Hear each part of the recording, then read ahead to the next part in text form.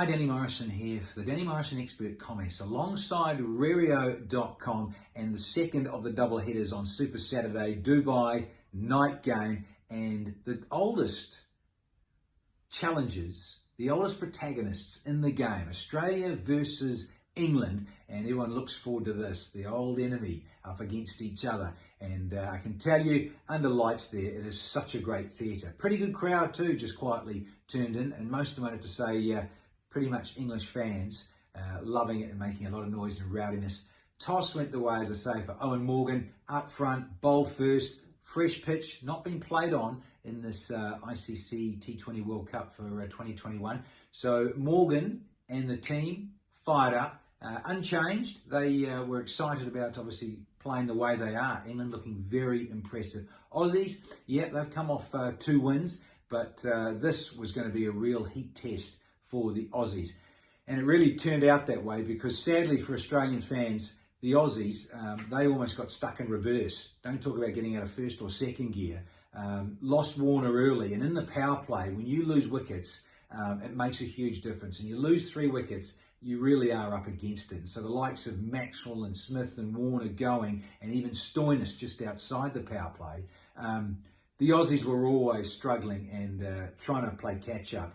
And we wondered really if anyone was really going to go. And Finch, the standout, Aaron Finch, 44 from 49, he hit 4 boundaries, but he never ever felt like he found his rhythm and his timing, and he kept duffing a few and inside edges and didn't feel like he was getting into any sort of groove.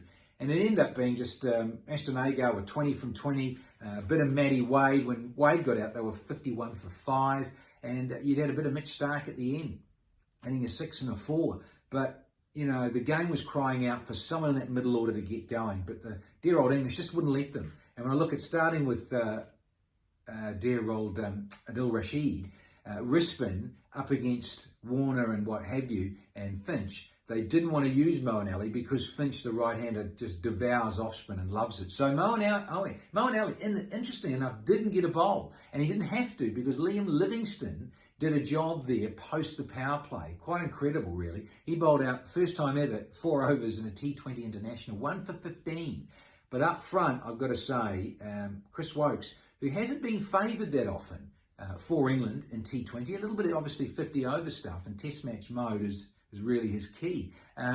He was outstanding. Early on, he just found that length, nicked out Warner early, that was key. And that marvellous stuff from him, 2 for 23 in 4 overs. He set the tone. Someone tends to go around the track, as we know, and Tamal Mills, 2 for 45 in 4 overs, got collared a little bit, got collected, a couple of nice strikes there from Agar and Starc and what have you. But Millsy, he's a fine athlete, and what a great story of his fitness and hanging in there. In reply, England, well, they're cruising, and you've got someone like a Jason Roy just goes up front, 22 quite quickly, 6 and a 4 to get some impetus, and Josh Buttler, well, again, talk about top draw quality. Josh Buttler struck it so sweetly, 5 4s and 5 6s, and an innings of 71 not out was just so impressive. Loved it. 32 balls, again, that powerful striking, and the net run rate of England is just supreme. A little bit of the Johnny Bairstow at the end there, 16 not out with a couple of maximums.